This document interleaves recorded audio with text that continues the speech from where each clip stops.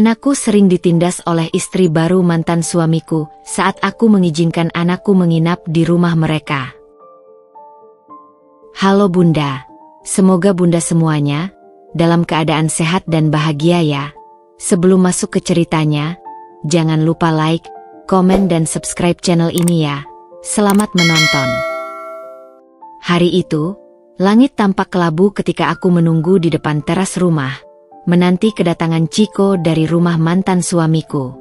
Biasanya, anakku yang berusia 6 tahun itu akan berlari riang ke pelukanku, bercerita dengan semangat tentang petualangannya selama menginap di rumah ayahnya.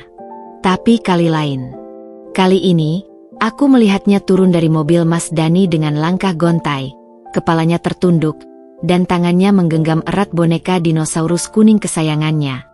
Boneka yang selalu menemaninya tidur sejak ulang tahunnya yang ketiga. Aku segera berjongkok menyambutnya, dan hatiku langsung teriris ketika melihat matanya yang sembab dan merah. Pipinya masih basah oleh bekas air mata yang sudah mengering. Chico, sayang. Panggilku lembut sambil mengusap rambut ikalnya yang sedikit kusut. Kenapa menangis? Dia menggeleng kecil. Bibirnya bergetar seperti berusaha menahan tangis. Nggak apa-apa, Bunda, bisiknya, suaranya serak. Tapi aku tahu anakku. Aku tahu setiap ekspresi wajahnya, setiap nada suaranya. Ada sesuatu yang sangat tidak beres. Aku melirik ke arah Mas Dani yang masih berdiri di dekat mobil. Matanya menghindar saat pandanganku menuntut penjelasan. Dia cuma kecapean aja, Din, katanya cepat, sebelum masuk kembali ke mobil dan pergi tanpa kata-kata tambahan. Begitu mobilnya hilang dari pandangan, aku menarik Chico ke dalam rumah dan memeluknya erat. Tubuh kecilnya terasa kaku di pelukanku. Chico, Bunda di sini. Kamu bisa cerita apa saja ke Bunda, bisikku, mencoba menenangkannya. Diam-diam, mataku meneliti boneka dinosaurus di tangannya. Biasanya boneka itu selalu bersih dan rapi, tapi sekarang terlihat kotor dengan noda seperti sengaja diinjak-injak. Salah satu matanya yang berupa kancing kecil juga copot, menggantung hanya dengan benang. Boneka Dino kenapa, sayang? Tanyaku sambil membelai kepala Chico yang masih menunduk. Dia mengangkat bahu kecilnya, tapi aku melihat matanya kembali berkaca-kaca. Nggak sengaja jatuh, jawabnya, tapi nada suaranya tidak meyakinkan. Aku menarik napas dalam. Ini sudah ketiga kalinya dalam 2 bulan terakhir Chico pulang dengan keadaan seperti ini. Diam, sedih, dan membawa pulang kecelakaan kecil yang tidak pernah terjadi sebelumnya. Terakhir kali, bukunya yang ia sukai robek. Sebelumnya, kaos kesayangannya hilang dan diganti dengan yang lain. Aku menuntun Chico ke sofa dan mengelus punggungnya perlahan. Chico, kalau ada yang bikin kamu sedih, atau sakit, atau takut, kamu harus bilang ke Bunda. Bunda janji nggak akan marah. Bunda mau bantu. Dia mengangkat wajahnya, dan untuk pertama kalinya sejak tiba, mataku bertemu dengan matanya yang biasanya begitu cerah. Sekarang, ada ketakutan di sana. Ketakutan dan sesuatu yang lebih buruk, rasa bersalah. Tante Tiara, ucapnya lirih, lalu tiba-tiba menangis terseduh-seduh di pelukanku. Dan disitulah aku tahu tanpa perlu dia menyelesaikan kalimatnya. Anakku ditindas di rumah ayahnya sendiri. Dan aku, sebagai ibunya, membiarkannya terjadi karena mengira ini yang terbaik untuk hubungannya dengan Mas Dani. Rasa bersalah yang tajam menusuk dadaku. Tapi lebih dari itu, kemarahan mulai mendidih dalam darahku. Ini tidak bisa dibiarkan. Tidak lagi. Malam itu, setelah Chico mandi dan mengenakan piyama kesukaannya yang bergambar roket, aku membawanya ke dapur untuk makan malam. Biasanya, dia akan dengan semangat bercerita tentang apa saja yang dilakukannya di rumah ayahnya. Tentang mainan baru, film yang ditonton bersama, atau jalan-jalan ke taman. Tapi malam ini, dia hanya duduk diam di kursinya. Matanya menatap piring nasi goreng kesukaannya yang bahkan belum disentuh. Aku duduk di sebelahnya, mengusap punggungnya yang kecil. "Ciko, kamu mau bercerita ke Bunda?"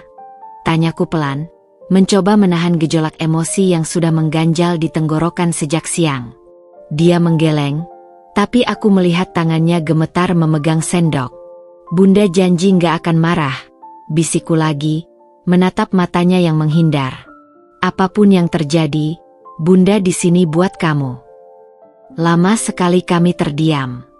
Hanya suara jam dinding yang berdetak memecah kesunyian. Kemudian, dengan suara kecil yang nyaris tak terdengar, Ciko akhirnya berbicara. "Tadi, waktu makan malam di rumah ayah." Dia berhenti, menelan ludah. "Aku nggak sengaja numpahin susu." Aku mengangguk pelan, memberinya waktu. Tante Tiara langsung teriak. Ciko menirukan suara Tiara dengan nada tinggi yang membuat bulu kuduku berdiri. "Dasar anak ceroboh. Nggak bisa apa-apa. Lihat tuh meja jadi kotor." Tanganku secara refleks mengepal. Aku bisa membayangkan adegannya. Ciko yang polos, ketakutan, dengan susu yang tumpah di meja makan. Sementara Tiara berdiri di depannya dengan wajah merah karena marah. "Terus?" dorongku perlahan. Ciko menggosok-gosok matanya yang mulai basah lagi. Aku minta maaf, tapi Tante Tiara suruh aku berdiri di pojok ruangan. Katanya biar ingat. Dia menunduk. Aku berdiri di sana sampai ayah pulang. Dadaku sesak. "Berapa lama kamu berdiri di sana, sayang?" Dia mengangkat bahu kecilnya. "Aku nggak tahu, lama. Kakiku sakit." Air matanya akhirnya jatuh, membasahi pipi yang sudah sembab. "Aku nggak boleh makan malam. Tante Tiara bilang, anak ceroboh nggak boleh makan." Seketika itu juga, seluruh tubuhku terasa panas. Aku menarik napas dalam-dalam, berusaha menenangkan diri agar tidak membuat Ciko semakin takut. Tapi di dalam, kemarahanku seperti lava yang siap meletus. Ini bukan lagi sekadar masalah disiplin. Ini sudah masuk ke wilayah kekerasan emosional. Aku menarik kursiku lebih dekat dan memeluk Ciko erat. "Kamu nggak salah, sayang," bisikku di telinganya. "Numpahin susu itu hal yang biasa. Bunda aja suka numpahin." Aku mencoba membuatnya tersenyum, tapi dia hanya menekan wajahnya ke bahuku. "Tante Tiara bilang, aku anak nggak berguna," bisiknya, suaranya pecah. Katanya, "Aku bikin ayah nggak betah di rumah." Kalimat itu seperti pisau yang menghunjam tepat di jantungku. Aku menutup mata, berusaha menahan amarah yang membara. Bagaimana mungkin seorang wanita dewasa tega mengatakan hal seperti itu kepada anak kecil? Ayah nggak bilang apa-apa," tanyaku, mencoba memahami peran Mas Dani dalam semua ini. Ciko menggeleng. "Ayah bilang ke Tante Tiara buat tenang. Tapi Tante Tiara bilang ayah selalu memanjakan aku." Dia memainkan ujung bajunya. "Ayah cuma diam setelah itu." Aku menghela napas berat. Jadi Mas Dani tahu, tapi memilih tidak melakukan apa-apa. Itu hampir sama buruknya. Saat aku mengusap air mata Ciko, mataku tertuju pada lengan kecilnya. Ada bekas merah seperti cubitan di sana. "Ini dapat dari mana?" tanyaku, mencoba membuat suaraku tetap tenang meski tanganku gemetar. Ciko cepat menarik lengannya. Nggak sengaja kejedot pintu," jawabnya cepat, tapi matanya tidak bisa berbohong. Aku memandangnya lama, dan untuk pertama kalinya, aku melihat sesuatu yang lebih mengkhawatirkan daripada ketakutan di mata anakku, rasa malu. Seolah-olah dia percaya bahwa semua ini adalah kesalahannya. Malam itu, setelah Ciko akhirnya tertidur karena kelelahan menangis, aku duduk di teras rumah, menatap langit gelap tanpa bintang. Udara malam yang dingin tidak bisa mendinginkan kemarahan yang membara di dadaku. Aku selalu berusaha menjadi ibu yang baik, selalu mencoba berkompromi untuk kebaikan Ciko. Tapi sekarang aku menyadari sesuatu. Kadang-kadang, menjadi baik berarti harus berani melawan. Dan untuk Chiko, aku akan melawan siapapun. Bahkan mantan suamiku sendiri. Pagi itu, mentari baru saja mulai menampakkan sinarnya ketika aku sudah duduk di depan telepon. Jari-jariku gemetar memegang ponsel. Semalam adalah malam terpanjang dalam hidupku. Setelah Chiko tertidur, aku hanya bisa duduk di samping tempat tidurnya, menatap wajah polosnya yang masih basah oleh air mata sambil memendam amarah yang semakin menjadi. Pukul 7.30 tepat, aku menekan nomor Mas Dani. Telepon berdering 5 kali sebelum akhirnya diangkat. Suaranya masih berat, baru bangun tidur. "Din, pagi-pagi begini. Kita perlu bicara," potongku, berusaha menjaga suaraku tetap datar meski emosi bergolak dalam dada. Bukan lewat telepon. Bertemu langsung. Ada jeda panjang di seberang sana. Aku bisa mendengar suara Tiara di latar belakang bertanya siapa yang menelepon. Hari ini aku sibuk."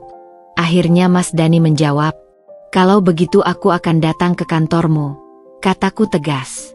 "Dan kalau perlu, aku akan bicara di depan semua karyawanmu tentang bagaimana istrimu memperlakukan Chiko." Ancaman itu berhasil. Kami sepakat bertemu di kafe dekat rumahnya pukul 9 pagi. Aku meminta tetanggaku untuk menjaga Chiko yang masih lelap tidur. Kafe itu nyaris kosong ketika aku tiba lebih awal. Aku memilih tempat di sudut paling belakang, jauh dari jendela dan pintu masuk. Tanganku menggenggam erat segelas kopi yang sudah dingin ketika Mas Dani akhirnya muncul. Wajahnya kusut dengan kantung mata tebal. Dia duduk di depanku tanpa salam. "Aku harap ini penting," gumannya, menghindari kontak mata. "Seberapa sering Tiara memperlakukan Chiko seperti itu?" Tanyaku langsung pada inti persoalan. Mas Dani mengerutkan kening. "Apa maksudmu?" "Jangan pura-pura tidak tahu," desakku. Suaraku mulai meninggi sebelum aku berhasil mengendalikannya. Chiko pulang dengan mata sembab, bonekanya rusak, dan ada bekas cubitan di lengannya. Dia bilang Tiara membuatnya berdiri berjam-jam karena menumpahkan susu dan melarangnya makan malam. Mas Dani menghela napas panjang, mengusap wajahnya dengan kedua tangan. "Dinda, kamu selalu dramatis. Tiara hanya mencoba mendisiplinkan dia. Chiko memang kadang ceroboh." "Disiplin?" potongku, suaraku bergetar. "Kau menyebut kekerasan emosional dan fisik sebagai disiplin? Dia baru berumur 6 tahun. Dani, 6 tahun. Beberapa pengunjung kafe mulai melirik ke arah kami. Mas Dani menurunkan suaranya. "Tiara punya cara didik yang berbeda. Dia dibesarkan dengan keras dan lihat dia sekarang. Sukses, mandiri." Aku menatapnya tak percaya. "Jadi kau setuju dia memperlakukan Chiko seperti itu? Kau benar-benar berubah, Dani. Dulu kau selalu bilang kita akan menjadi orang tua yang sabar dan pengertian." Dia menggeleng. "Aku tidak bilang setuju. Tapi kamu harus mengerti posisiku. Rumah tanggaku dengan Tiara masih baru. Dan Chiko adalah anakmu." Suaraku nyaris meledak. "Anakmu, Dani. Apa yang lebih penting dari melindunginya?" Mas Dani mengetuk-ngetuk meja dengan jarinya, tanda dia mulai kesal. "Dengar, Dinda. Aku sudah bicara dengan Tiara. Dia hanya butuh waktu untuk menyesuaikan diri menjadi ibu tiri. Beri dia kesempatan." Aku menarik napas dalam-dalam, mencoba menenangkan diri. "Aku sudah memberinya 3 bulan, Dani. 3 bulan di mana Chiko pulang dengan cerita yang membuat hatiku hancur. Tidak lagi.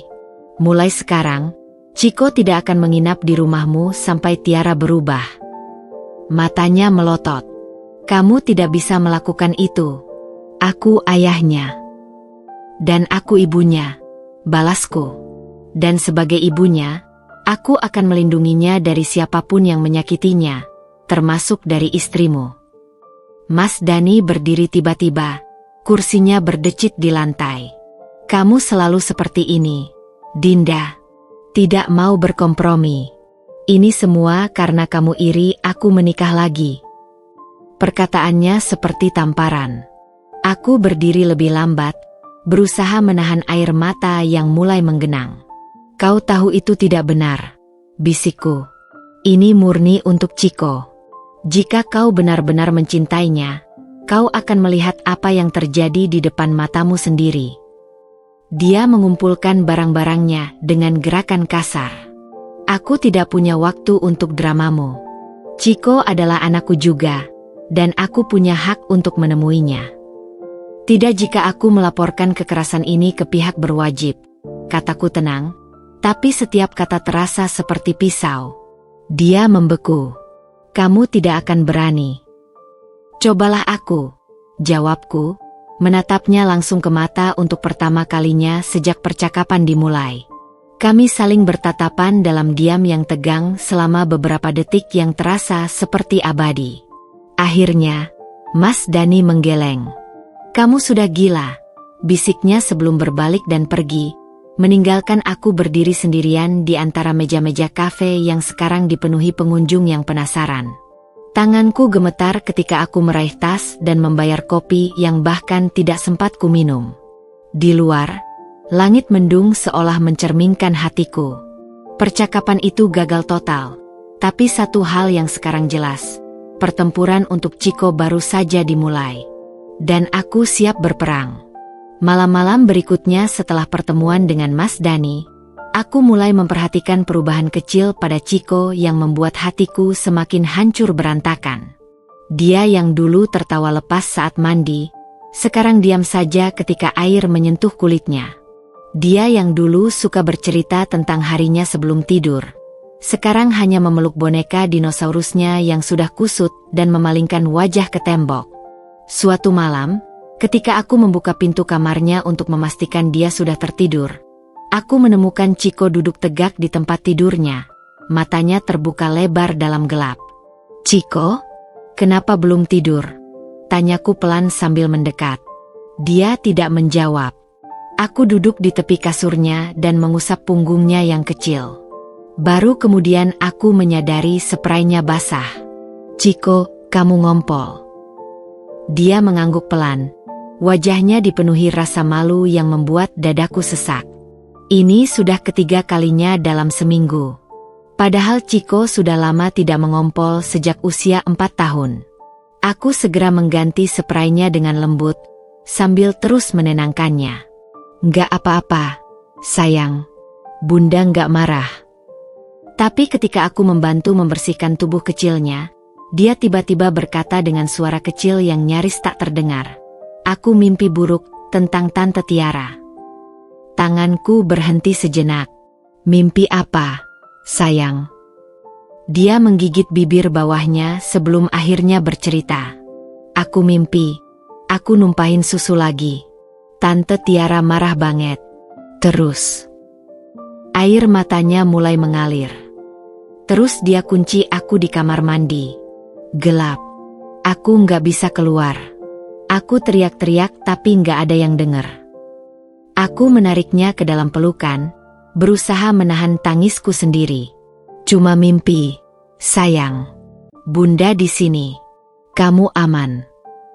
Tapi di dalam hati, aku tahu ini bukan sekadar mimpi biasa. Ini adalah trauma yang mulai merasuk ke alam bawah sadarnya. Esok harinya, aku membawa Chiko ke dokter spesialis anak yang direkomendasikan seorang teman. Ruang praktiknya nyaman, dengan dinding berwarna pastel dan mainan yang tersusun rapi di rak. Tapi Chiko hanya duduk kaku di sampingku. Tangannya menggenggam erat lenganku. Dok, akhir-akhir ini Chiko sering mengompol, mimpi buruk, dan jadi takut gelap. Jelasku sambil menahan air mata. Dia juga jadi lebih pendiam dan mudah kaget. Dokter Maria, seorang wanita parubaya dengan mata yang penuh perhatian, mengangguk pelan. Dia berbicara langsung kepada Chiko dengan suara lembut. Chiko, kamu suka menggambar. Dia mengangguk kecil. Bagaimana kalau sekarang kamu menggambar sesuatu yang membuat kamu takut? Selama 20 menit berikutnya, aku menyaksikan anakku menggambar dengan krayon di atas kertas putih. Gambarnya membuat nafasku tercekat. Seorang wanita tinggi dengan mulut besar yang sedang berteriak, dan seorang anak kecil yang menangis di pojok ruangan. Di atas gambar itu tertulis dengan huruf-huruf besar yang masih belum rapi, "Tante Tiara marah." Dokter Maria memandangku dengan ekspresi serius setelah Chiko dibawa pergi oleh asistennya untuk bermain di ruang tunggu. "Ibu Dinda, dari gejala dan gambar ini, saya khawatir Chiko mengalami gangguan stres pasca trauma ringan. Ini reaksi wajar pada anak yang mengalami peristiwa traumatis berulang. Dunia seakan berhenti berputar. PTSD? Tapi dia hanya anak kecil." "Justru karena dia anak kecil, efeknya bisa lebih dalam," jelas Dokter Maria dengan lembut tapi tegas. "Anak seusia Chiko belum memiliki mekanisme pertahanan diri yang matang. Perlakuan kasar yang berulang bisa membentuk persepsi dirinya bahwa dunia ini tempat yang menakutkan." Dia menuliskan beberapa nama di selembar kertas. "Saya sarankan terapi bermain dengan psikolog anak ini. Juga, sebisa mungkin hindari situasi yang memicu traumanya." Ketika kami keluar dari ruang praktik, Chiko segera meraih tanganku. "Aku nakal ya, Dok?" tanyanya polos kepada Dokter Maria. Pertanyaan itu seperti pisau yang menghunjam jantungku. Dokter Maria segera berjongkok setinggi Chiko. "Tidak ada anak yang nakal, Chiko. Kamu anak baik yang sedang sedih. Nanti ada tante psikolog yang akan membantumu agar tidak sedih lagi, ya." Sepanjang perjalanan pulang, aku tidak bisa berhenti memikirkan satu hal. Bagaimana bisa dalam waktu singkat, Tiara berhasil merusak kepercayaan diri anakku yang dulu begitu ceria? Malam itu, setelah memastikan Chiko tertidur nyenyak, dengan lampu kamar yang sengaja aku biarkan menyala, aku duduk di depan laptop dan mulai meneliti tentang hak asuh anak. Aku menemukan pasal tentang pencabutan hak kunjungan orang tua jika terbukti membahayakan kesehatan mental anak. Tanganku mengepal. Aku tidak akan membiarkan siapapun, termasuk Mas Dani, melanjutkan siklus kekerasan ini.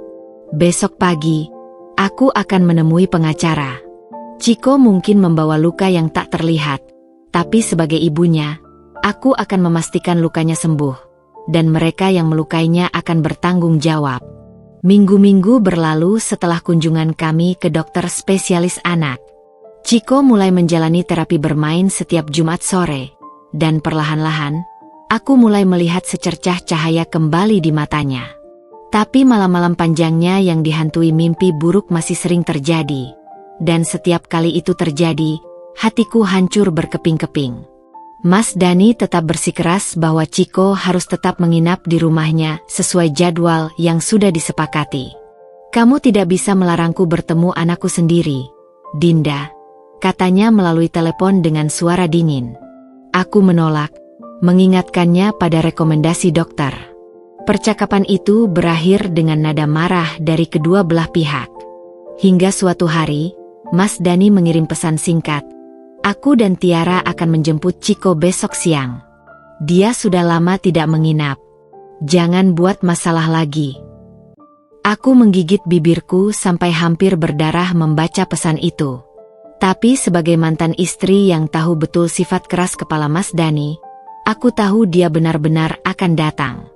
Aku memutuskan untuk mengemas beberapa barang Chiko sendiri dan mengantarnya ke rumah mereka. Dengan syarat aku akan menunggu di luar untuk memastikan semuanya baik-baik saja. Pukul 2 siang tepat, aku parkir di depan rumah mereka yang megah. Rumah yang dulu juga pernah menjadi rumahku. Chiko duduk di sampingku, menggenggam boneka dinosaurus dan tas kecil berisi mainan favoritnya. "Aku harus masuk, Bunda?" tanyanya dengan suara kecil. Aku meraih tangannya. "Cuma sebentar, sayang. Bunda tunggu di sini. Kalau ada apa-apa, kamu teriak ya. Bunda akan langsung datang." Dia mengangguk pelan, tapi aku bisa merasakan tangannya berkeringat dingin. Tiara yang membuka pintu. Wanita itu tersenyum lebar. senyum palsu yang tidak sampai ke matanya saat melihat Chiko. "Ah, si Chiko sudah datang," katanya dengan nada tinggi yang dibuat-buat. Matanya kemudian beralih kepadaku, dan senyumnya langsung menghilang. "Kami bisa mengurusnya dari sini." Aku menahan diri untuk tidak membentak. Aku hanya ingin memastikan Chiko nyaman dulu. Dengan enggan, Tiara membuka pintu lebih lebar. Aku masuk, segera disambut oleh interior rumah yang berubah total sejak terakhir kali aku di sini. Semua foto keluarga kami sudah diganti dengan foto pernikahan mereka yang besar-besar. Bahkan kamar Chiko yang dulu penuh warna sekarang berwarna netral dengan perabotan minimalis. "Kamar Chiko di mana?" tanyaku sambil mengamati sekeliling. Tiara mengangkat alis. "Kami sediakan kamar tamu untuknya. Lebih praktis." Aku menahan gejolak amarah. "Kamar tamu? Anak sendiri dianggap tamu?" Mas Dani muncul dari ruang kerja. Wajahnya terlihat lelah. "Dinda, aku bilang kan kamu tidak perlu." "Bunda, aku haus," Chiko memotong dengan suara kecil. Sebelum aku sempat menawari, Tiara sudah bergegas ke dapur. "Aku ambilkan susu untukmu, sayang," katanya dengan nada manis yang palsu. Aku mengikuti Tiara ke dapur dengan alasan ingin mengambil air putih. Dan di sanalah aku menyaksikan sesuatu yang membuat darahku mendidih. Dengan gerakan cepat saat berpikir tidak ada yang melihat, Tiara mencelupkan jarinya ke dalam gelas susu Chiko sebelum mengaduknya dengan sendok. "Ini, nak," katanya sambil menyodorkan gelas itu kepada Chiko yang sudah menunggu di ruang tengah. Aku tidak yakin apa yang baru saja kulihat. Tapi naluriku berteriak bahwa ada yang tidak beres. "Tunggu, Chiko," kataku sambil mengambil gelas dari tangannya. Aku mengendus isinya, tidak ada bau aneh. Tapi ketika aku melihat lebih dekat, ada sesuatu yang mengambang di permukaan. "Ada apa?" tanya Mas Dani dengan nada kesal. Aku tidak menjawab. Dengan gerakan cepat, aku menuang sebagian susu itu ke wastafel dapur. Dan di dasar gelas, aku melihat butiran-butiran kecil berwarna putih. "Kamu taruh apa di susu Chiko?" tanyaku dengan suara rendah yang bergetar. Tiara tersentak, wajahnya pucat seketika. "Apa? Tidak ada apa-apa. Itu mungkin hanya gula yang belum larut."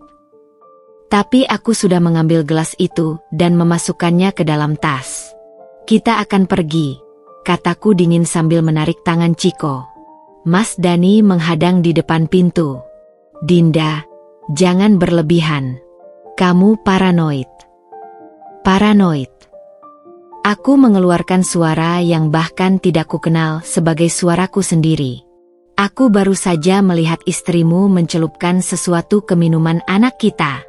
Dan kamu menyebutku paranoid." Chiko mulai menangis ketakutan di sampingku. Tiara tiba-tiba berubah sikap. "Aku hanya menambahkan vitamin supaya dia kuat." "Vitamin apa yang harus disembunyikan?" bentakku. Suasana menjadi tegang. Mas Dani terlihat bingung antara membela istrinya atau memeriksa kebenaranku.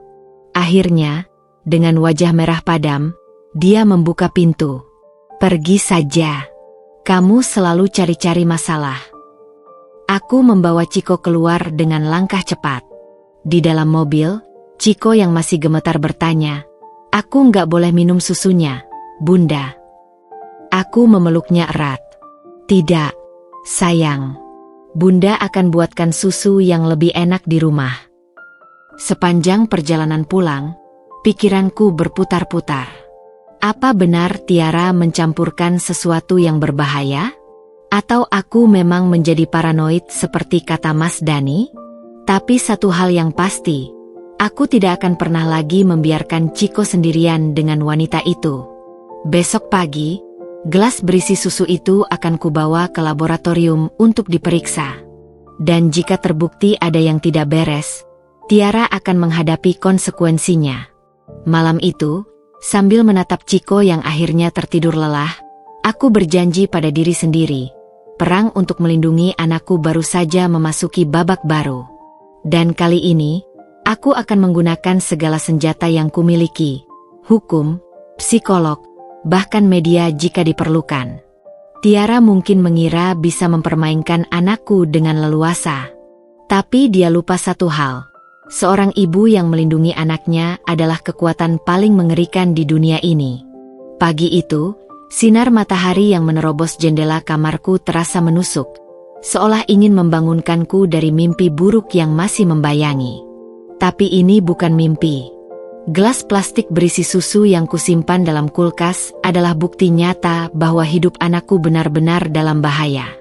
Aku memandangi gelas itu selama beberapa menit, berusaha menenangkan gemetar di jari-jariku sebelum akhirnya menelepon laboratorium independen yang direkomendasikan temanku yang bekerja di rumah sakit.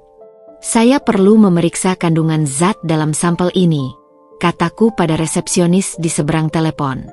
Apakah ini terkait kasus kriminal, Ibu? Tanyanya. Aku menarik napas dalam. Mungkin. Setelah menitipkan Chico pada ibuku yang sudah kuceritakan semua kejadian kemarin, aku bergegas ke laboratorium dengan gelas berisi susu itu terbungkus rapi dalam kantong plastik. Petugas laboratorium, seorang pria parubaya dengan kacamata tebal, mengernyit saat melihat sampelku. Ini untuk pemeriksaan apa tepatnya? Apa saja zat asing yang mungkin dicampurkan ke dalam susu? Jawabku, berusaha menjaga suaraku tetap stabil. Saya curiga ada yang tidak beres. Dia mengangguk serius. Kami bisa lakukan ukim cepat untuk zat-zat berbahaya. Hasilnya bisa keluar dalam 3-4 hari. 3-4 hari. Itu berarti Chico akan aman selama itu. Tapi setelahnya, aku tidak bisa terus-menerus melarang Mas Dani bertemu anaknya tanpa bukti yang sah. Sepulang dari laboratorium, aku langsung menjemput Chico. Ibuku menggelengkan kepala saat melihat wajahku yang pucat.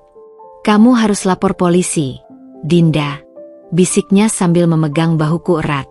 Aku butuh bukti lebih kuat, Bu, jawabku sambil menatap Chico yang sedang asyik menggambar di meja makan. Lalu apa rencanamu? Aku menghela napas. Aku akan beri ultimatum pada Mas Dani. Chico tidak akan menginap lagi di rumah mereka sampai Tiara bersedia ikut konseling parenting dan ada pengawasan ketat. Ibuku mengangguk pelan. Dia tidak akan menerima begitu saja. Aku tahu, bisikku sambil mengepalkan tangan. Tapi aku sudah siap berperang. Malam itu, setelah memastikan Chico tertidur, aku menelepon Mas Dani. Dia mengangkat telepon dengan suara kesal. Dinda, aku sedang tidak mau. Dengarkan baik-baik, potongku. Suaraku rendah tapi tegas. Mulai hari ini, Chico tidak akan menginap di rumahmu sampai 3 syarat ini terpenuhi. Ada jeda di seberang sana. Apa saja syaratmu? Akhirnya dia bertanya dengan nada menantang. Pertama, Tiara harus mengikuti konseling parenting dengan psikolog anak yang aku tunjuk. Kedua, setiap kunjungan harus dalam pengawasan ketat, entah olehmu atau pengawas independen. Ketiga, aku menarik napas dalam. Kamar Chico harus diubah kembali menjadi kamar anak, bukan kamar tamu. Suara Mas Dani mendesis. Kamu tidak bisa seenaknya memberikan ultimatum seperti ini. Aku ayahnya. Dan aku ibunya. Balasku, suaraku mulai meninggi. Dan sebagai ibunya, aku tidak akan membiarkan anak kita terus-menerus dalam bahaya. Bahaya? Jangan lebay, Dinda. Tiara hanya. Aku melihat sendiri dia mencampurkan sesuatu ke susu Chico. Teriakku, tidak lagi bisa menahan amarah. Dan sekarang sampel susu itu sedang diperiksa di laboratorium. Jika terbukti ada zat berbahaya, aku akan laporkan ke polisi. Diam panjang. Aku bisa mendengar napas berat Mas Dani di seberang telepon. Ini gila. Akhirnya dia berkata dengan suara serak. Kamu benar-benar ingin menghancurkan rumah tanggaku. Aku hanya ingin melindungi anak kita, jawabku, tiba-tiba merasa lelah. Pikirkan baik-baik, Dani. Jika kamu benar-benar mencintai Chiko, kamu akan mengerti kekhawatiranku. Telepon itu berakhir tanpa kata-kata manis. Aku menatap ponselku yang sudah gelap, menyadari bahwa garis batas sudah kutetapkan. Sekarang tinggal menunggu reaksinya. 3 hari berlalu dengan tegang. Aku terus memantau Chiko dengan cemas, memastikan dia tidak jauh dari pengawasanku. Hasil laboratorium belum keluar, dan Mas Dani juga belum memberikan jawaban atas ultimatumku. Hingga pada sore hari yang cerah, ketika aku sedang menyiapkan makan malam, bel rumahku berbunyi. Melalui jendela, aku melihat Mas Dani berdiri di depan pintu, sendirian. Aku membuka pintu dengan hati berdebar. Dani. Dia terlihat lebih tua dari usianya, dengan lingkaran hitam di bawah mata dan postur yang sedikit membungkuk. Aku datang untuk bicara, katanya dengan suara datar. Di mana Tiara? Dia di rumah. Mas Dani menghela napas. Aku butuh waktu untuk memikirkan ultimatummu. Aku mempersilakannya masuk, tapi tetap waspada. Kami duduk di ruang tamu, ruangan yang dulu juga menjadi ruang keluarganya. Aku sudah bicara dengan Tiara, mulainya dengan suara rendah. Dia bersedia ikut konseling. Aku mengangkat alis. Dan syarat lainnya. Dia menggosok-gosok wajahnya. Kamar Chiko akan kami ubah kembali. Dan, untuk sementara, kunjungan memang bisa dengan pengawasan. Ini kemenangan kecil. Tapi aku tidak bisa bersenang hati melihat penderitaan di wajah mantan suamiku. Apa yang membuatmu berubah pikiran? Dia menatap tangannya yang sedang menggenggam erat. Aku menemukan sesuatu di kamar Tiara. Dadaku berdebar kencang. Apa? Dokumen tentang gangguan kepribadian. Suaranya pecah. Dan beberapa obat antidepresan yang seharusnya dia konsumsi tapi dihentikan tanpa seizin dokter. Segalanya menjadi jelas. Tiara mungkin memang punya masalah psikologis yang tidak dikelola dengan baik. Tapi itu tidak bisa menjadi alasan untuk membahayakan Chiko. Dani, kataku pelan, aku tidak ingin memutuskan hubunganmu dengan Chiko. Tapi sampai Tiara benar-benar stabil dan bisa dipercaya, pengaturan ini harus tetap berlaku. Dia mengangguk pelan, matanya berkaca-kaca. Aku tidak menyadari seberapa parah keadaannya. Aku terlalu sibuk membela dia sampai tidak melihat dampaknya pada Chiko. Di saat itu, untuk pertama kalinya sejak perceraian kami, aku melihat kembali Mas Dani yang dulu, bukan sebagai mantan suami atau suami Tiara, tapi sebagai ayah dari anak kami. Kita akan melewati ini bersama, bisikku, meski tahu jalan di depan masih panjang. Yang penting Chiko aman. Malam itu, setelah Mas Dani pergi, aku berdiri lama di depan jendela kamar Chiko, memandangi anakku yang sedang tertidur pulas. Ultimatumku mungkin telah diterima, tapi pertempuran belum berakhir. Besok, hasil laboratorium akan keluar. Dan apapun hasilnya, aku sudah siap menghadapi konsekuensinya, untuk Chiko. Pagi itu, sinar matahari terasa ironis ketika aku membuka email berisi hasil laboratorium. Jari-jariku membeku di atas trackpad laptop saat membaca laporan tersebut. Terdapat jejak lorazepam dalam sampel, sebuah benzodiazepine yang digunakan untuk mengatasi kecemasan dan insomnia. Aku harus membaca ulang 3 kali sebelum otakku benar-benar mencerna maknanya. Tiara mencampurkan obat penenang ke dalam susu anakku. Obat yang jelas tidak boleh dikonsumsi anak-anak tanpa pengawasan dokter. Teleponku berdering tiba-tiba, membuat jantungku berdebar kencang. Nomor Mas Dani. Dinda, kamu sudah terima hasil lab? Suaranya terdengar parau. Baru saja, jawabku, berusaha menahan getar di suaraku. Kamu tahu apa yang Tiara lakukan? Dia beri Chiko obat penenang. Diam panjang di seberang sana. Kemudian suara Mas Dani yang tiba-tiba kecil. Aku sudah bicara panjang lebar dengannya. Dia bilang itu hanya sedikit, untuk membuat Chiko tidur nyenyak. Tidak, teriakku, tidak lagi mampu menahan amarah. Kau dengar sendiri betila gilaannya itu? Memberi obat ke anak 6 tahun tanpa resep dokter.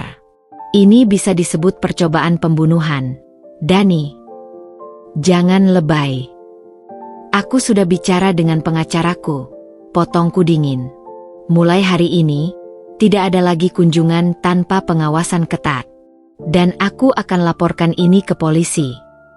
Suasana berubah drastis setelah laporan polisi kuajukan. Tiara yang awalnya terpojok tiba-tiba berubah taktik.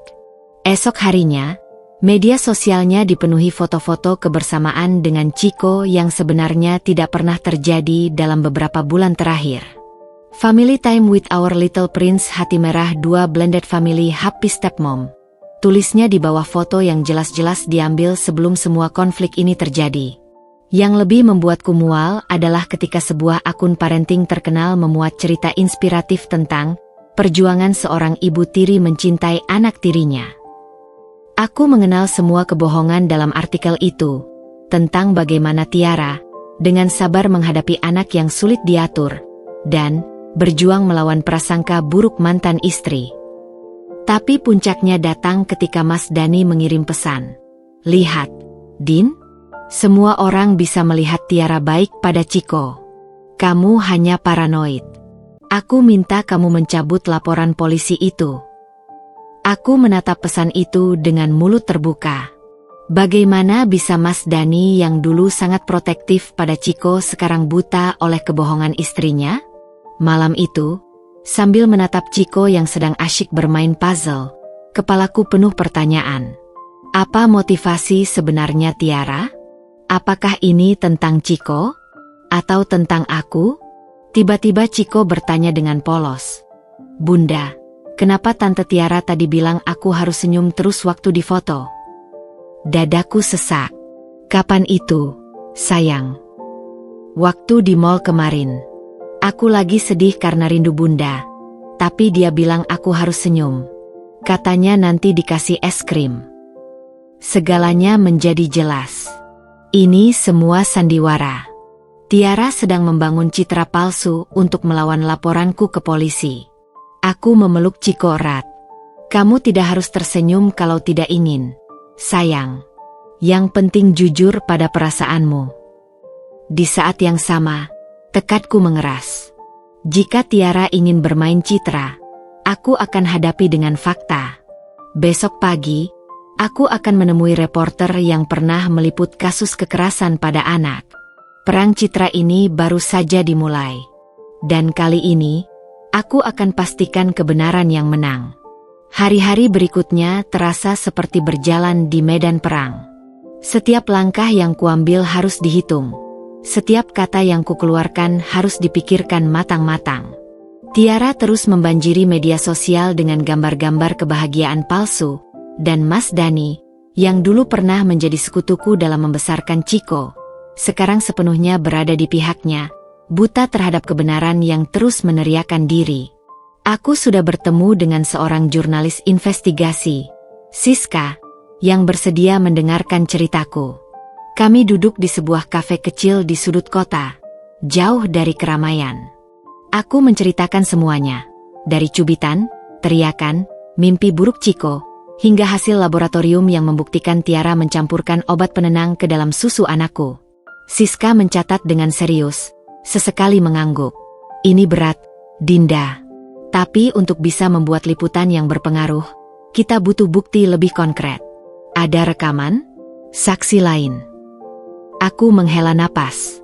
Hanya kata-kata Chiko dan laporan psikolognya. Dia mengernyit. Itu tidak cukup. Kita butuh sesuatu yang tak terbantahkan.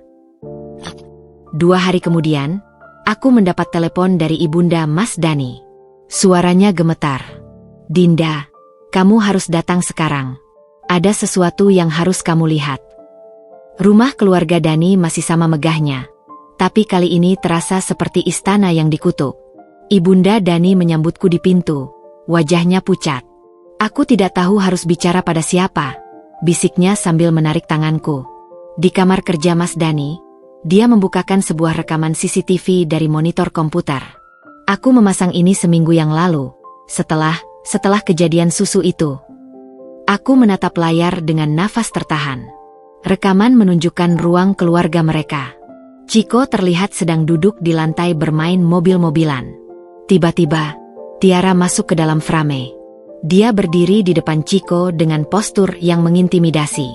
"Kamu sudah membereskan mainanmu seperti yang kubilang." Suara Tiara terdengar jelas, dingin. Chico menggeleng kecil, wajahnya ketakutan. Aku lupa." Tiara membungkuk, mendekatkan wajahnya ke Chico. "Anak malas. Lihat kamarmu berantakan seperti kandang babi." Tangannya bergerak cepat, mencubit lengan Chico yang kecil. Anakku menjerit kecil, tapi Tiara malah tertawa. "Jangan berisik. Ayahmu sedang tidur. Kalau kamu cerita ke siapa-siapa, aku akan buang semua mainanmu." Rekaman itu masih berlanjut. Aku melihat Chico menangis dalam diam sambil membereskan mainannya dengan tangan gemetar. Ibunda Dani mematikan video itu ketika aku mulai terisak. Aku tidak bisa percaya," bisikku. Seluruh tubuhku gemetar. Ibunda Dani memegang bahuku. Dani tidak tahu aku pasang CCTV. Aku hanya khawatir. Aku menatap layar yang sudah gelap, rasa mual menguasai perutku. Ini lebih buruk dari yang kubayangkan. Tiara bukan hanya kejam, dia licik, memilih waktu ketika Mas Dani tidak ada untuk melakukan kekerasannya. Malam itu, di rumah, aku duduk di tepi tempat tidur Chico yang sedang tertidur. Aku mengusap lembut rambutnya sambil menahan tangis. Bagaimana bisa aku membiarkan ini terjadi? Bagaimana bisa Mas Dani tidak melihat apa yang terjadi di depan matanya sendiri? Teleponku bergetar. Pesan dari Mas Dani. "Aku tahu kamu ke rumah hari ini. Jangan libatkan ibuku dalam perseteruan kita."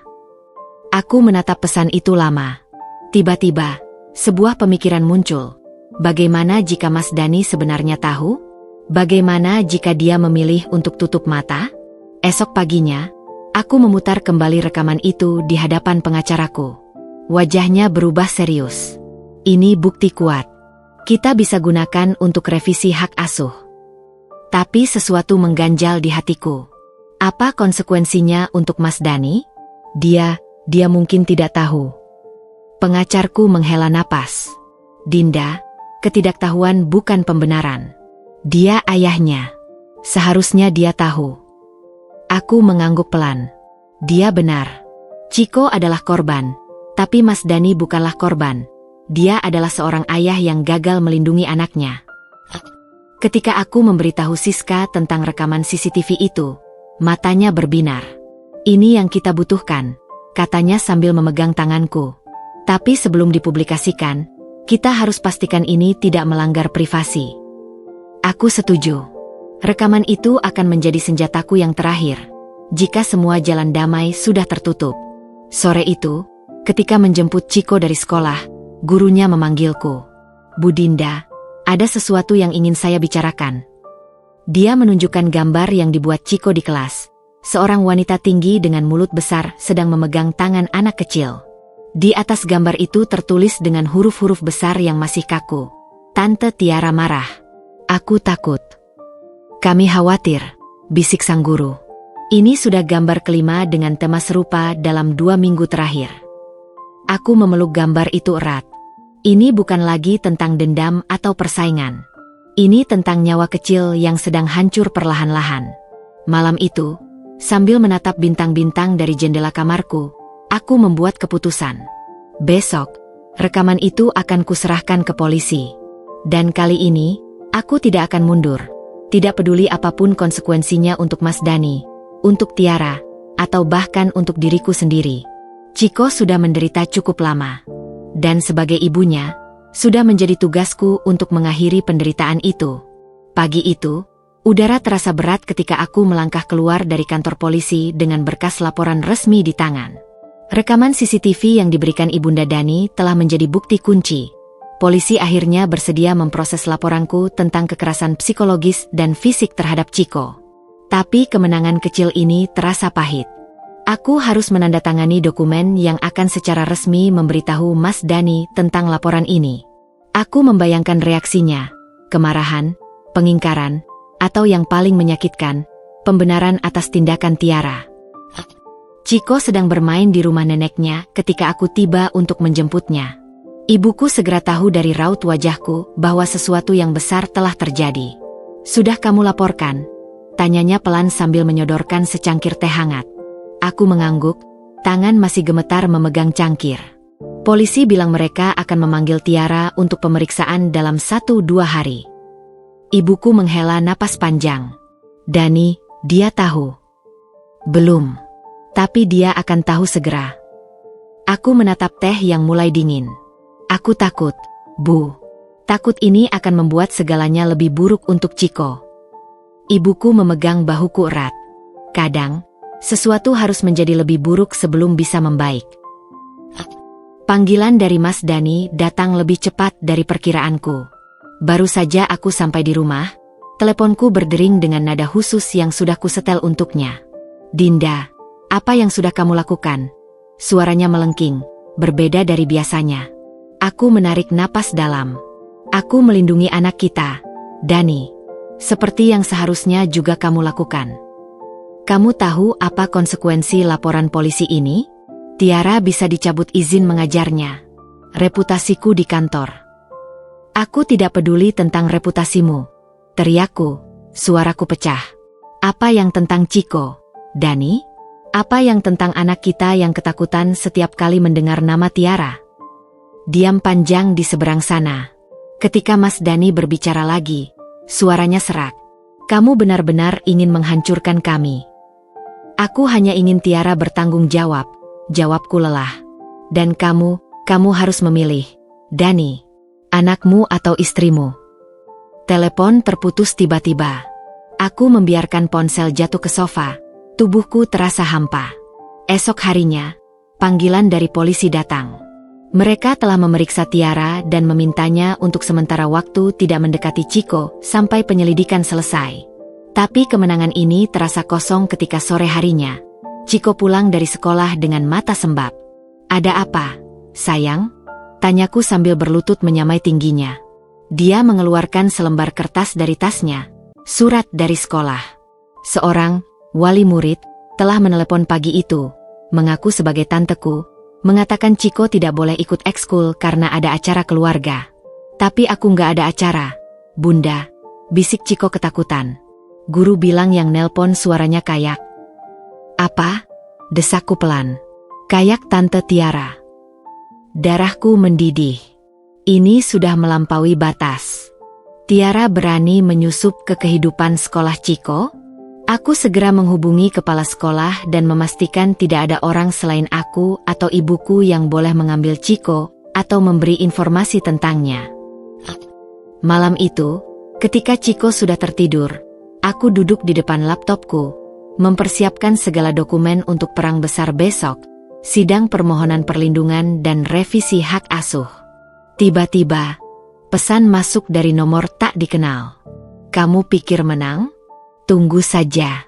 Aku punya hak sebagai istri Dani. Chiko adalah anak tiriku." Jantungku berdebar kencang. Aku segera memblokir nomor itu, tapi kerusakan sudah terjadi. Tangan-tanganku gemetar tak terkendali. Ini bukan lagi sekadar pertikaian antar mantan pasangan. Tiara sudah menganggap ini sebagai perang pribadi. Dan yang paling mengerikan, Chiko adalah taruhannya. Aku menutup laptop perlahan, memandangi foto Chiko di layar desktop, wajah polosnya yang penuh tawa di hari ulang tahun kelimanya. Besok, aku akan menghadapi semuanya di pengadilan. Dan kali ini, aku tidak akan bernegosiasi. Untuk Chiko, aku akan berjuang sampai titik darah penghabisan. Hari sidang tiba dengan langit kelabu yang seolah mencerminkan kegelisahan di dadaku. Aku berdiri di depan pintu pengadilan keluarga, mengenakan blazer biru tua, warna yang kupilih karena menurut psikolog, biru memberi kesan tegas tapi tidak agresif. Tanganku menggenggam erat tas berisi dokumen-dokumen penting. Laporan psikolog Chiko, hasil laboratorium susu, rekaman CCTV, dan pernyataan dari gurunya. Ibuku memegang bahuku dari belakang. "Tenang, sayang. Kebenaran akan menang," bisiknya. Tapi aku bisa merasakan tangannya yang gemetar di pundakku. Mas Dani sudah berada di dalam ruangan ketika kami masuk. Dia duduk di bangku tergugat dengan pakaian formal, wajahnya kaku dan mata merah. Apakah dia menangis? Tiara berada di sampingnya, mengenakan dress warna pastel yang membuatnya terlihat rapuh dan tidak bersalah. Aku menahan desakan untuk mual. Sidang dibuka dengan pernyataan dari pengacaraku. "Yang Mulia, kami memohon revisi hak asuh dan perlindungan terhadap Chiko Putra Ramadan atas dasar kekerasan psikologis dan fisik oleh ibu tirinya." Hakim, seorang wanita parubaya dengan kacamata bundar, mengangguk serius sambil menelaah berkas. "Baik, mari kita dengar bukti-bukti yang diajukan." Satu persatu, kami memaparkan bukti. Ketika rekaman CCTV ditayangkan, suara Tiara yang menghina Chiko bergema di ruang sidang. Dari sudut mataku, aku melihat Mas Dani menundukkan kepala, tangannya mengepal di atas meja. Tapi yang paling mengharukan adalah ketika psikolog Chiko bersaksi. Trauma yang dialami Chiko sangat nyata. Tanpa intervensi tepat, ini akan mempengaruhi perkembangannya secara permanen. Ketika giliran Tiara memberikan kesaksian, dia tiba-tiba berubah menjadi sosok yang lemah. "Saya hanya mencoba menjadi ibu yang baik. Saya mungkin terlalu keras, tapi itu karena saya ingin yang terbaik untuk Chiko." Suaranya bergetar penuh penyesalan. Aku hampir tidak percaya dengan transformasinya. Ini adalah sandiwara yang sempurna. Ketika sidang istirahat, aku keluar untuk mencari air mineral. Di koridor, seseorang tiba-tiba memanggil namaku. "Dinda." Aku berbalik dan melihat mertuaku, Ibu Mas Dani, berdiri di sana dengan mata berkaca-kaca. Selama ini dia tidak terlihat di ruang sidang. "Ibu, kenapa di sini?" Dia menarik napas dalam. "Aku datang sebagai saksi." Aku terkejut. "Saksi untuk?" "Untukmu. Untuk Chiko." Tangannya memegang lenganku. Aku tidak bisa diam lagi setelah melihat rekaman itu. Dani anakku, tapi Chiko adalah cucuku. Sebelum sempat merespons, petugas sudah memanggil kami kembali ke ruang sidang. Bagian paling tak terduga terjadi ketika hakim mempersilakan saksi-saksi tambahan. "Yang Mulia, kami memanggil Ibu Surti, ibu dari tergugat," kata pengacaraku. Wajah Mas Dani berubah pucat ketika melihat ibunya sendiri berdiri dan berjalan ke depan. "Ibu," suaranya pecah. Ibu Surti tidak menatap anaknya. Dia berbicara dengan suara tegas. "Sebagai nenek Chiko, saya telah menyaksikan perubahan drastis pada diri cucu saya sejak Tiara masuk ke keluarga kami. Saya juga pernah melihat Tiara mencubit Chiko ketika dia pikir tidak ada yang melihat." Tiara langsung berdiri. "Itu tidak benar." Tapi Ibu Surti melanjutkan, "Saya juga menemukan obat penenang di kamar Tiara dengan resep yang sudah kadaluarsa." Keributan terjadi di ruang sidang. Hakim harus mengetuk palu berkali-kali. Ketika sidang usai, keputusan belum dijatuhkan. Hakim menyatakan perlu waktu untuk pertimbangan. Di parkiran, Mas Dani menghampiriku. Untuk pertama kalinya sejak persidangan dimulai, dia benar-benar menatap mataku. "Dinda." Suaranya serak. Aku tidak tahu." Aku menatapnya lama. Apakah ini penyesalan sungguhan? Atau hanya karena ibunya telah berpihak padaku? "Chiko adalah segalanya bagiku, Dani," akhirnya kukatakan. "Aku tidak pernah ingin menghancurkanmu. Aku hanya ingin dia aman." Dia mengangguk pelan, matanya basah. Aku butuh waktu." Ketika aku berbalik untuk pergi, sesuatu yang tak terduga terjadi. Tiara berlari mendekat dari arah lain, wajahnya merah oleh amarah. "Kamu senang sekarang?" teriaknya padaku. "Merusak keluargaku, menghasut mertuaku." Sebelum sempat bereaksi, Ibu Surti sudah maju ke depan. "Cukup, Tiara," suaranya menggelegar. "Kamu yang merusak keluarga ini dengan kekejamanmu pada anak kecil." Tiara terlihat seperti akan pingsan. Dia menatap Mas Dani, mencari dukungan. Tapi untuk pertama kalinya, suamiku itu diam saja. Di mobil dalam perjalanan pulang, ibuku memegang tanganku erat. "Kamu lihat wajah Tiara tadi? Dia tahu dia kalah." Tapi hatiku tidak merasa senang. Yang kurasakan hanya kelegaan bahwa kebenaran akhirnya terungkap, dan bahwa Chiko tidak akan menderita lagi. Ketika tiba di rumah, Chiko langsung berlari ke pelukanku. "Sudah selesai, Bunda." Aku berjongkok dan memeluknya erat. "Belum sayang, tapi sebentar lagi." Dia memandangku dengan mata besar yang penuh kepercayaan. "Aku nggak mau lagi ke rumah ayah kalau Tante Tiara ada." Aku menahan air mata. "Kamu tidak akan dipaksa, sayang. Janji Bunda." Malam itu, sambil menatap Chiko yang sudah tertidur, ponselku bergetar. Pesan dari Ibu Surti. "Dani minta maaf. Dia akan bicara besok. Terima kasih sudah melindungi Chiko ketika dia lalai." Aku memejamkan mata. Apapun keputusan pengadilan besok, satu hal yang pasti, Chiko tidak akan sendirian lagi. Dia punya Bunda yang akan berperang sampai akhir untuknya. Dan sekarang, dia juga punya nenek yang berani berdiri di garda depan. 3 hari setelah sidang pertama, aku duduk di teras rumah sambil menatap dokumen keputusan sementara pengadilan yang baru saja dikirimkan melalui email. Hakim telah mengeluarkan penetapan perlindungan sementara. Chiko tidak diperbolehkan berada dalam pengawasan Tiara tanpa pengawas yang ditunjuk pengadilan, dan Mas Dani diwajibkan mengikuti konseling parenting. Tapi yang paling mengejutkan adalah lampiran tambahan, sebuah pemberitahuan bahwa pihak pengadilan telah menerima laporan tentang kemungkinan pelanggaran etik Tiara di tempat kerjanya. Aku mengerutkan kening, tidak mengerti dari mana laporan ini muncul. Telepon dari Siska, jurnalis yang kukenal, menjawab teka-tekiku. "Dinda, kamu dengar kabar tentang Tiara?" Suaranya bersemangat di seberang telepon. "Apa yang terjadi?" Majalah tempatnya bekerja sedang melakukan investigasi internal.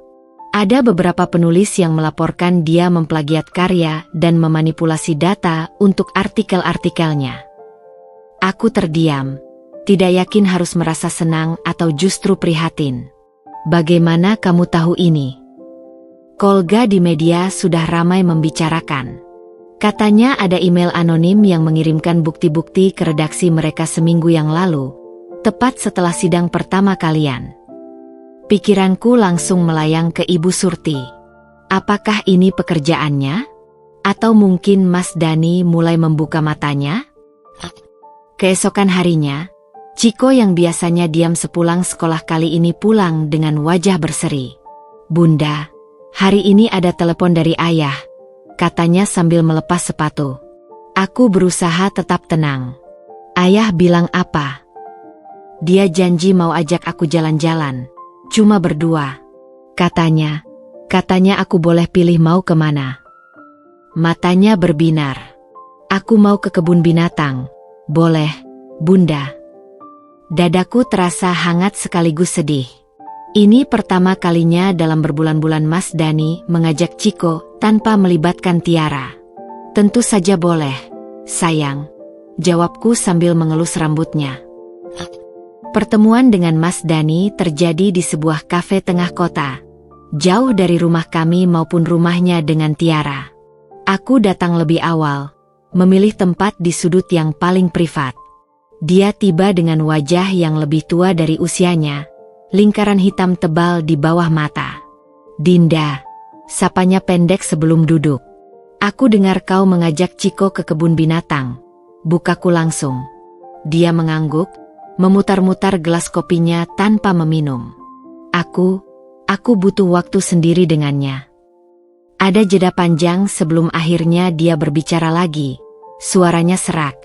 Aku menemukan sesuatu di laptop Tiara. Aku menahan nafas. Folder berisi penelitian tentang cara memanipulasi orang. Artikel-artikel tentang gangguan kepribadian narsistik. Dan dia menelan ludah. Catatan tentang Chiko. Dia menilai tingkat kepatuhan Chiko setiap kali berkunjung. Dunia sekelilingku seakan berhenti berputar. Ini lebih mengerikan dari yang kubayangkan. Dan ini, Mas Dani mengeluarkan flash disk dari saku. Berisi rekaman CCTV lain yang tidak ibu tahu. Di kamar tidur kami. Aku tidak yakin ingin melihat isinya, tapi Mas Dani menjelaskan dengan suara hampa. Dia sering berbicara sendiri setelah aku tertidur. Merencanakan bagaimana cara menyingkirkanku setelah berhasil menjauhkanku dari Chiko. Malam itu, setelah Mas Dani pergi dengan janji akan memberikan flash disk itu ke pengadilan, aku duduk termenung di depan laptop. Beberapa kali jemariku hover di atas email untuk Siska. Cerita ini bisa menjadi bom besar di media. Tapi kemudian mataku tertuju pada foto Chiko dan Mas Dani di meja kerja. Gambar saat Chiko masih bayi, digendong ayahnya dengan bangga. Aku menutup laptop perlahan. Ini bukan lagi tentang balas dendam atau karma. Ini tentang seorang ayah yang akhirnya terbangun, dan seorang anak yang butuh kedua orang tuanya. Besok, aku akan menemui pengacara untuk membahas kemungkinan revisi permohonan hak asuh. Bukan untuk memutuskan hubungan Chiko dengan ayahnya, tapi untuk memastikan Tiara benar-benar keluar dari kehidupan anakku, tanpa harus menghancurkannya lebih dari ini. Karena karma, ternyata, bekerja dengan caranya sendiri. Dan terkadang, keadilan terbaik adalah yang masih menyisakan ruang untuk pengampunan. Hujan deras menghantam jendela kamarku ketika aku terbangun oleh dering telepon tengah malam. Ponsel di mejaku bergetar dengan ganas, memancarkan cahaya biru yang menyilaukan dalam kegelapan. Dengan mata masih berat, aku meraihnya dan melihat nama Mas Dani berkedip di layar. Aku segera mengangkat, hati berdebar kencang. Dani? Ada apa? Suara di seberang sana kacau. Teriakan, tangisan, dan suara barang-barang pecah. Dinda, aku tidak tahu harus menelepon siapa lagi. Suara Mas Dani terisak, pecah oleh emosi yang tak terbendung. Aku segera duduk tegak, jari-jariku mencengkeram erat ponsel. Dani, apa yang terjadi? Kamu baik-baik saja? Tiara, dia mengamuk. Suaranya gemetar.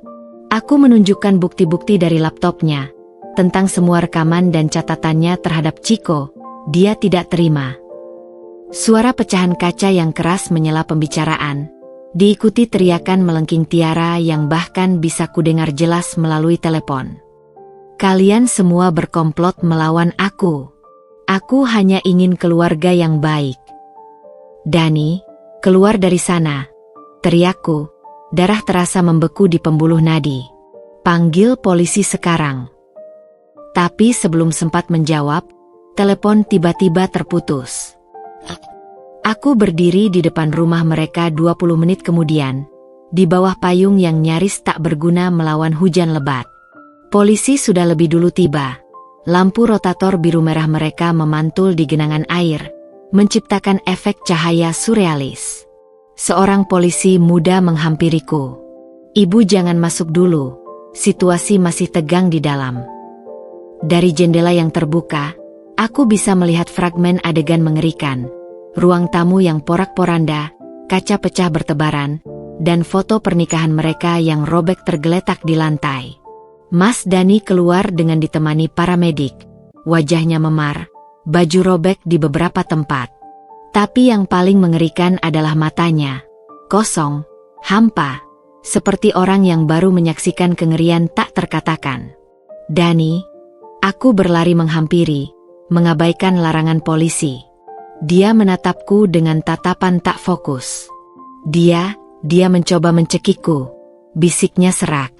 Dia bilang lebih baik mati daripada kehilangan segalanya. Aku menariknya ke dalam pelukan, tubuhnya gemetar hebat. Di belakangku, aku mendengar teriakan Tiara ketika polisi membawanya keluar. Rambutnya acak-acakan, mata merah melotot, sama sekali tidak mirip dengan wanita sempurna yang selalu ditampilkannya di media sosial. Aku mencintai kalian. Kenapa kalian semua mengkhianati aku? Teriaknya histeris sebelum didorong masuk ke mobil patroli.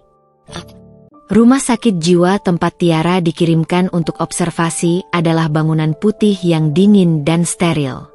Aku menemani Mas Dani untuk urusan administrasi, meski sebenarnya tidak ada kewajiban bagiku untuk melakukannya. Dokter yang menanganinya menjelaskan dengan suara netral. Pasien kami menunjukkan gejala gangguan kepribadian narsistik dan borderline. Ada kecenderungan kekerasan ketika merasa ditolak atau dikhianati. Mas Dani hanya mengangguk pelan. Wajahnya masih menampung kesedihan yang terlalu besar untuk diungkapkan dengan kata-kata. Ketika kami keluar, dia tiba-tiba berhenti di depan pintu rumah sakit, menatap langit mendung. Aku sebenarnya tahu dari awal ada yang tidak beres, katanya pelan. Tapi aku terlalu egois untuk mengakuinya. Aku tidak menjawab, memberinya ruang untuk melanjutkan. Dia selalu membuatku merasa istimewa. Seperti aku orang paling penting di dunia. Dia menghela napas. Dan ketika mulai menunjukkan sisi gelapnya, aku sudah terlanjur kecanduan pujiannya. Malam itu, setelah mengantarkan Mas Dani ke rumah ibunya, aku pulang ke rumah dengan perasaan hampa. Chico yang sedang tidur di kamarnya tidak tahu apa-apa tentang kekacauan malam ini, dan aku berniat menjaganya tetap demikian. Di meja dapur, ada secangkir teh hangat yang dibuat ibuku. "Minumlah, sayang," bisiknya sambil mengelus punggungku. "Kau sudah melalui banyak hari ini."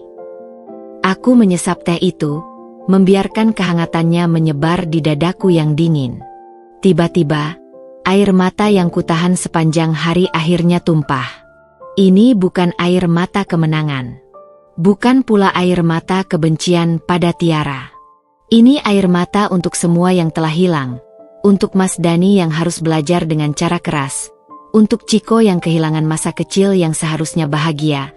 Dan bahkan untuk Tiara yang ternyata adalah korban dari penyakit mentalnya sendiri. Ibuku memelukku erat. "SHHH.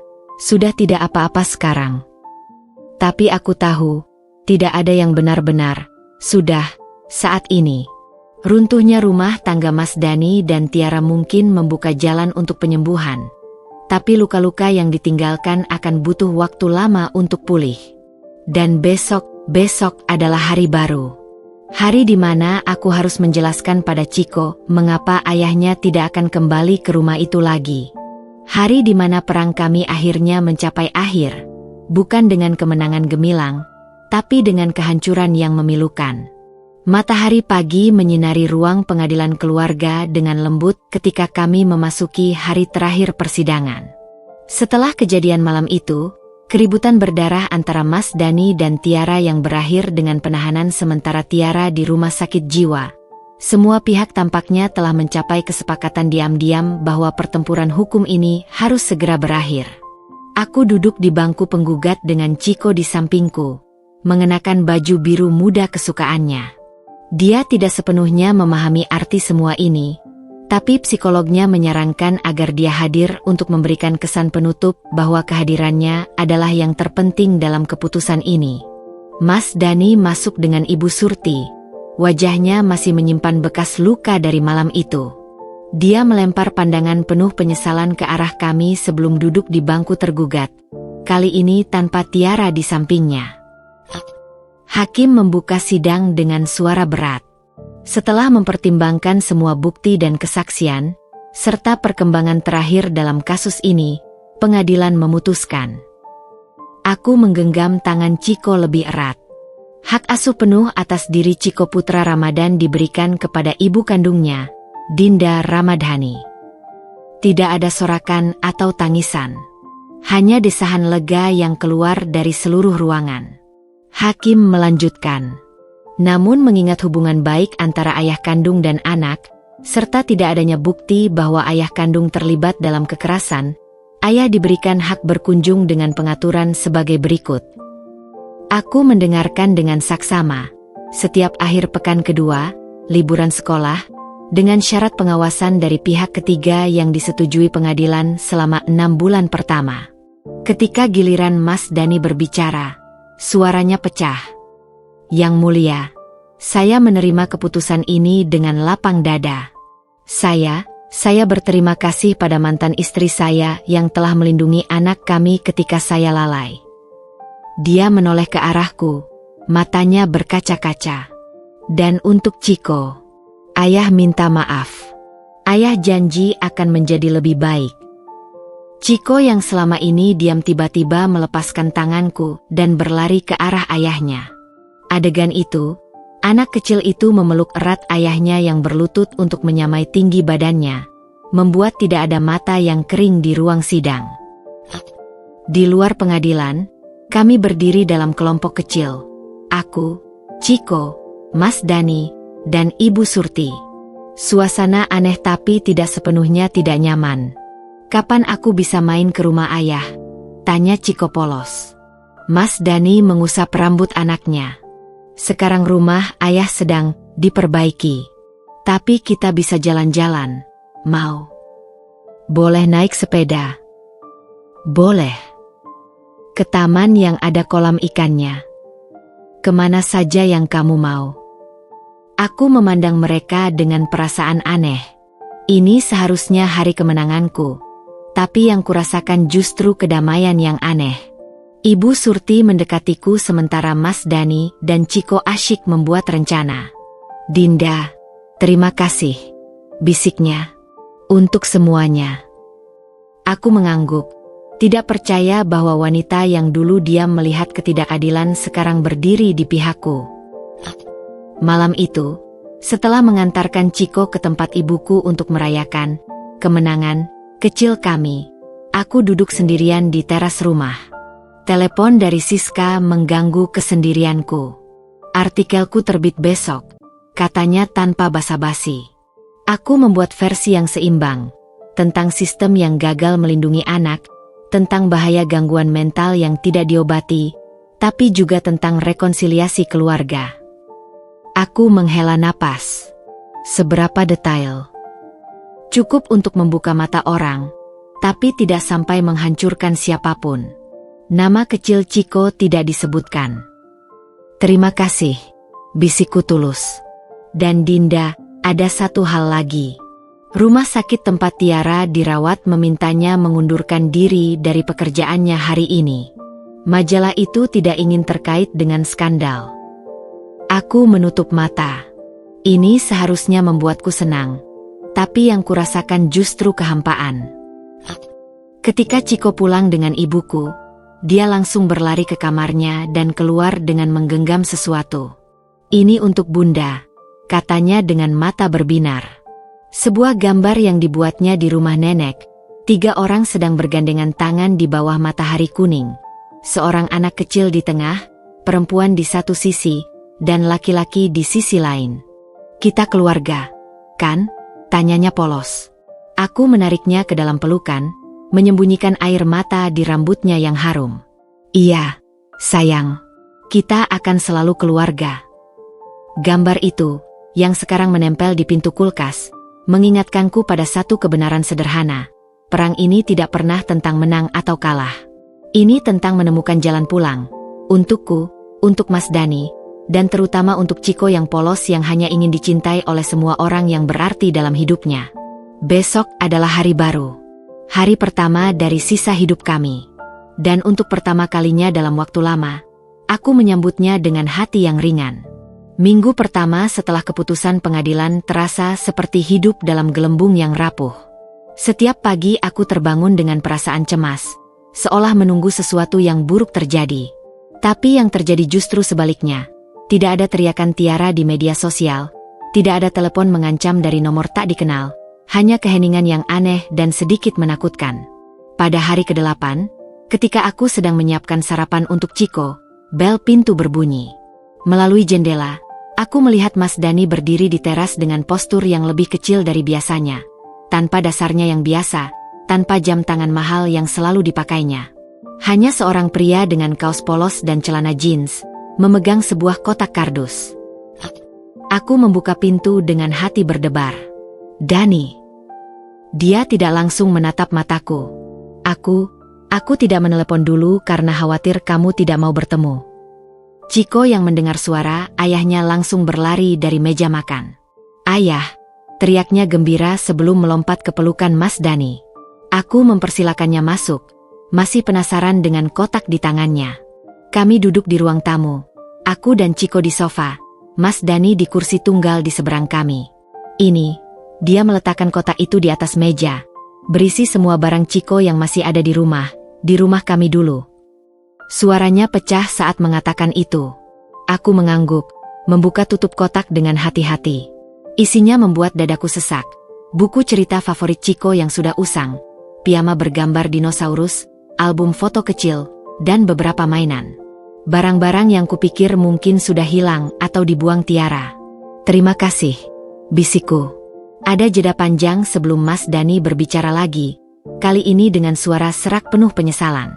Dinda, aku ingin minta maaf. Secara resmi. Untuk semuanya. Dia akhirnya menatap mataku, dan untuk pertama kalinya sejak kami bercerai, aku melihat Mas Dani yang sebenarnya. Bukan sosok sukses yang percaya diri, bukan pula suami Tiara yang defensif, tapi seorang pria yang hancur dan menyesal. Aku butuh waktu lama untuk mengakui kebenaran. Lanjutnya, tangannya menggenggam erat lututnya. Tentang Tiara, tentang caraku memperlakukan Chiko, tentang caraku menyakitimu.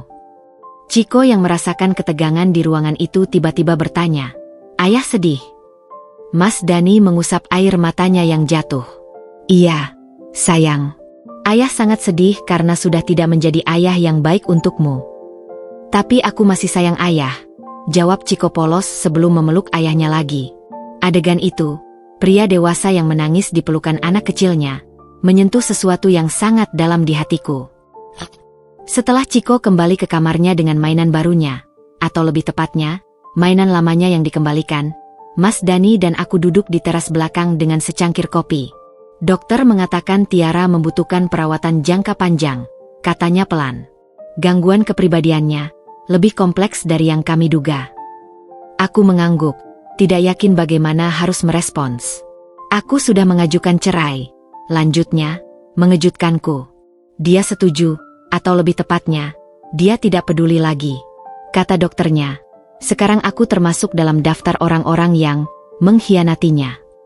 Matahari pagi menyinari wajahnya yang letih ketika dia berbicara lagi.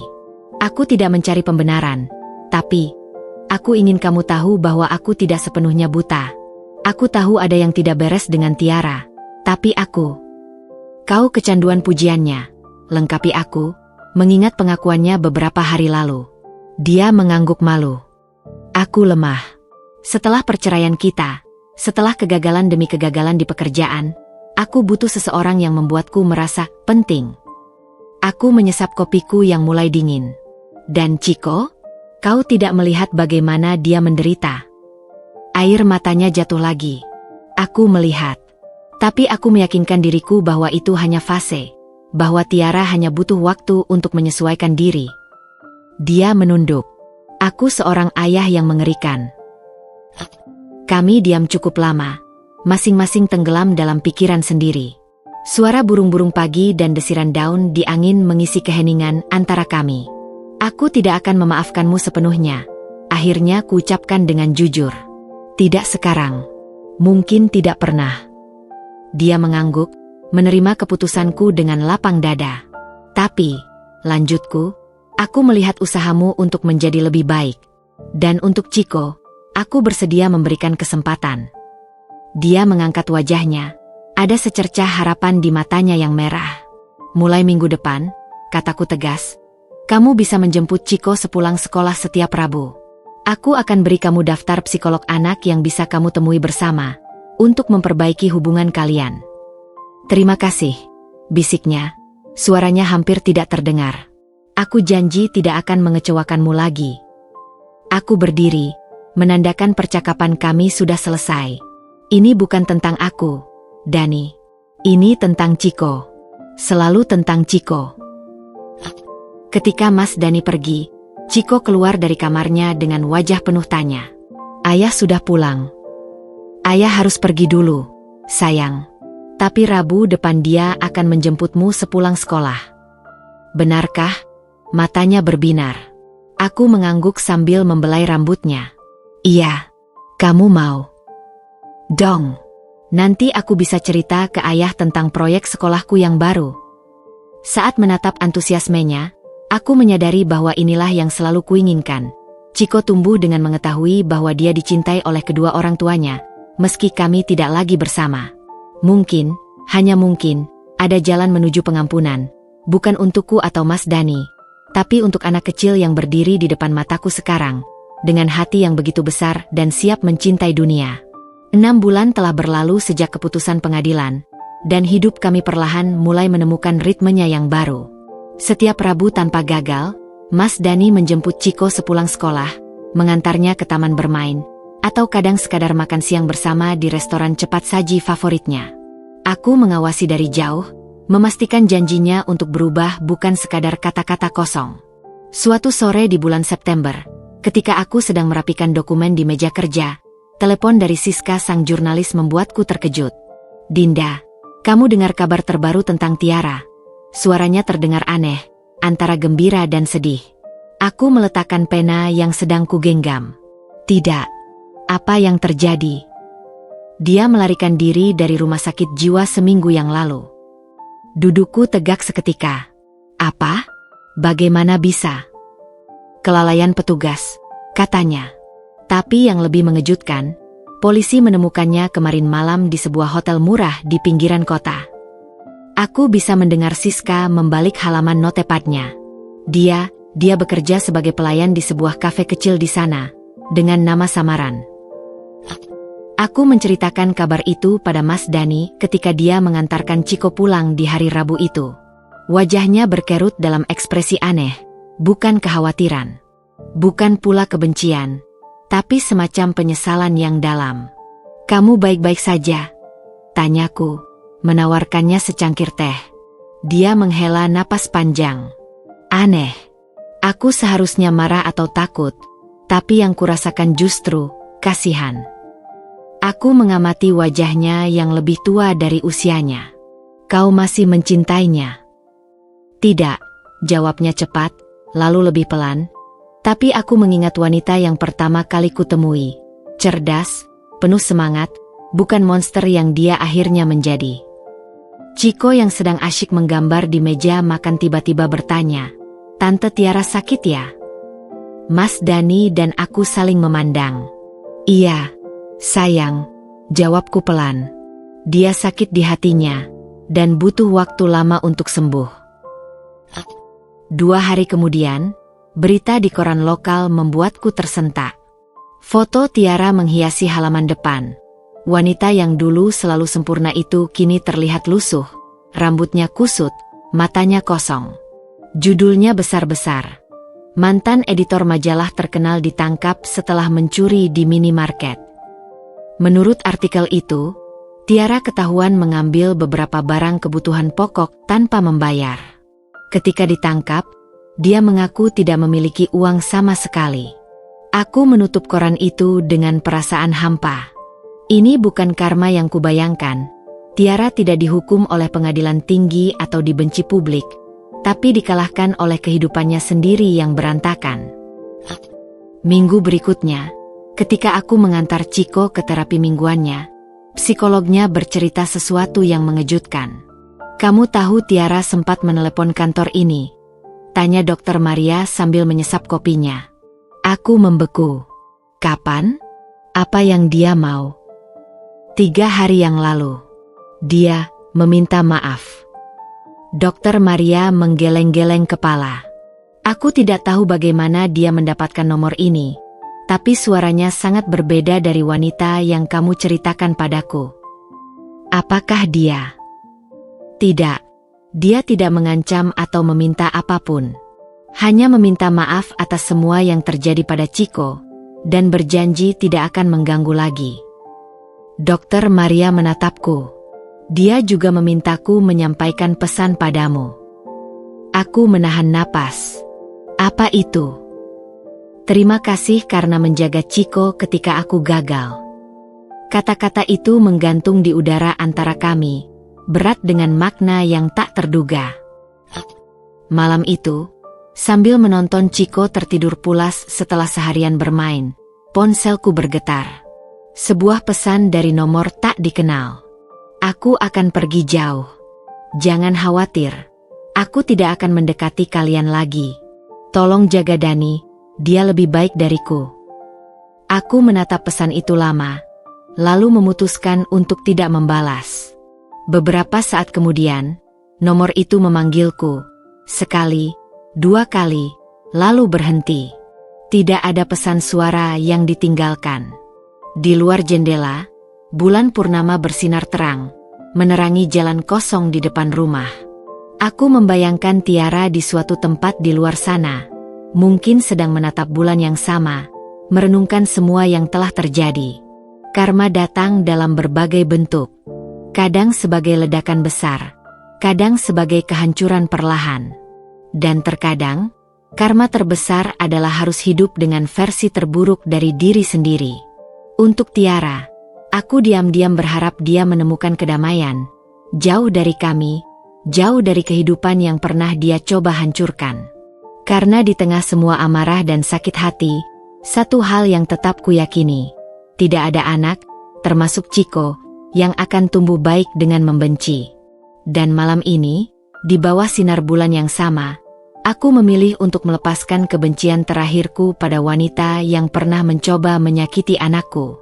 Bukan untuknya, bukan untukku, tapi untuk Chico, yang besok pagi akan bangun dengan hati tetap murni dan siap mencintai dunia. 1 tahun telah berlalu sejak malam terakhir aku menerima pesan dari Tiara. Musim hujan kembali tiba, membasahi jalanan kota dengan rintik-rintik yang terasa lebih teduh daripada tahun sebelumnya. Aku berdiri di depan cermin kamar mandi, mengenakan gaun biru muda yang sengaja kubeli untuk hari istimewa ini, hari ulang tahun ke-7 Chico. Suara tawa riang dari halaman depan menyadarkanku bahwa tamu-tamu kecil sudah mulai berdatangan. Melalui jendela, aku melihat Chico berlarian dengan teman-temannya di antara balon-balon warna-warni yang menghiasi taman rumah. Mas Dani ada di sana, dengan kemeja kotak-kotak yang kukenali sebagai hadiah dari Chico pada hari ayah bulan lalu. Dia sedang asyik memompa lebih banyak balon sambil sesekali meledek anak-anak yang berlarian di sekitarnya. Bunda, ayo cepat. Chico menerobos masuk ke kamar, pipinya merah oleh kegembiraan. Tangannya yang kecil menggenggam erat tanganku, menarikku keluar. Kuenya sudah datang. Ada gambar dinosaurus di atasnya. Aku tertawa mengikuti tarikannya. Sabarlah, sayang. Bunda mau ambil kado dulu. Di ruang tamu, ibuku sedang mengatur tumpukan kado di meja khusus.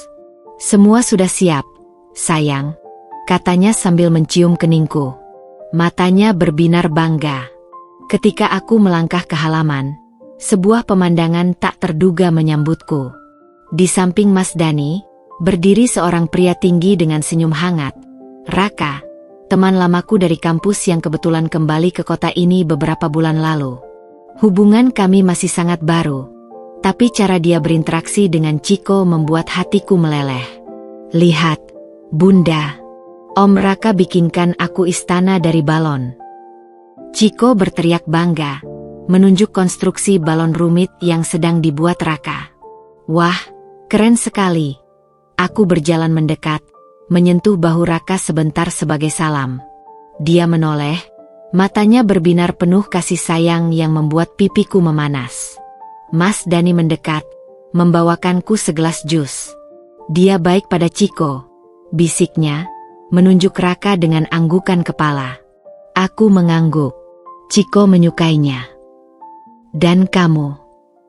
Aku memandang Raka yang sedang tertawa lebar karena trik sulap sederhana yang diperagakan Chiko. Aku juga.